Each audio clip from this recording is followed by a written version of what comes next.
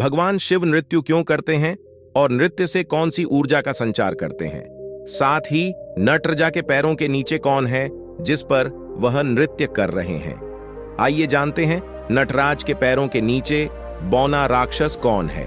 नमस्कार दोस्तों, स्वागत है आपका हमारे अपने मोटिवेशन डे इस YouTube चैनल पर। दोस्तों, हमारे जीवन में उत्सव, खुशी, मिलन, कृतज्ञता, उत्साह और असीम शांति से भरी एक दिव्य अनुभूति है नृत्य। नृत्य में हमारी ऊर्जा ब्रह्मांडीय ऊर्जा के साथ एक होने लगती है। नृत्य करती शिव की नटराज प्रतिमा दर्शाती है कि संसार गति से भरा है और यहाँ का कण कण नृत्य कर रहा है। शिव का नृत्य ही ब्रह्मांड है। इस नृत्य में गति है और इस गति में नृत्य है। नृत्य की यही गति ब्रह्मांड है। इसी गति को पाना प्रभु को पाना है। जिसने भी प्रभु को पाया है वे सब नाचे हैं, चाहे चैतन्य महाप्रभु हों या मीरा। नृत्य परमात्मा की परम पूजा में लीन होना होता है। नृत्य कोई विचार नहीं है, बल्कि यह समस्त विचारों, मानसिक विकारों को वर्तमान से बाहर करने का मार्ग है। नृत्य में जब व्यक्ति अपनी सुध बुद्ध खोकर परमात्मा से एक हो जाना चाहता है, तब नृत्य उसके लिए पूजा बन जाता है। जब कोई नृत्य में होता है तो उसके लिए समय हो या विचार सब ठहर जाते हैं। उसके अंदर जितने तरह के भय या दुख रहते हैं विलीन हो जाते हैं। यहां तक कि भूत भविष्य का भी लोप हो जाता है। रह जाता है सिर्फ वर्तमान और उसके साथ उस क्षण का वह आनंद जो परमात्मा से साक्षात मिलन का साक्षी होता है। वैदिक काल से ही नृत्य भारतीय संस्कृति का अभिन्न अंग रहा है। ऋग्वेद के कई श्लोकों में इंद्र को ब्रह्मांड को नचाने वाला कहा गया है।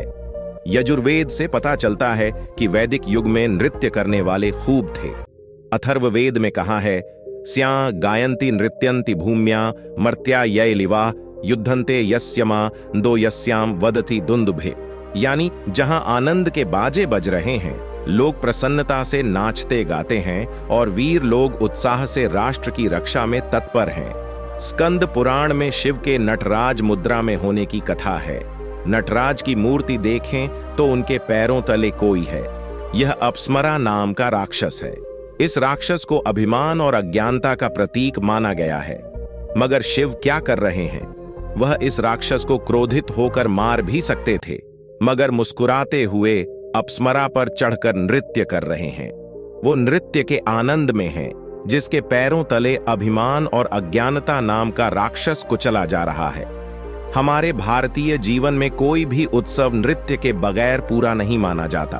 उत्सव जीवन में उजाला लेकर आते हैं, जिसमें नृत्य के जरिए अज्ञान और अभिमान को खत्म करना हमारी सांस्कृतिक विरासत है। इसीलिए भारत के हर प्रांत में अलग अलग नृत्य प्रचलित रहे हैं। भरतनाट्यम, कथकली, कथक, ओडिसी, मणिपुरी, मोहिनी अट्टम, कुचिपुड़ी, सत्रिया नृत्य आदि भारत की विरासत हैं, जो परमात्मा के अलग अलग रूपों की आराधना के लिए वर्णित हैं। भारत के अनेक पौराणिक मंदिर इन नृत्यों का इतिहास दर्शाते हैं। नृत्यों के माध्यम से कथाओं और कहानियों को भी दर्शाया जाता है। नृत्य करने और देखने वाले दोनों के लिए वह पल दिव्यता से भर जाता है। भारत में शास्त्रीय नृत्य हों या फिर पारंपरिक लोक नृत्य, भांगड़ा, गरबा से लेकर शादी के नृत्य और वेस्टर्न बॉलरूम डांस आदि हों, यह बस वास्तव में दिव्यता से एक हो जाने का एहसास कराते हैं।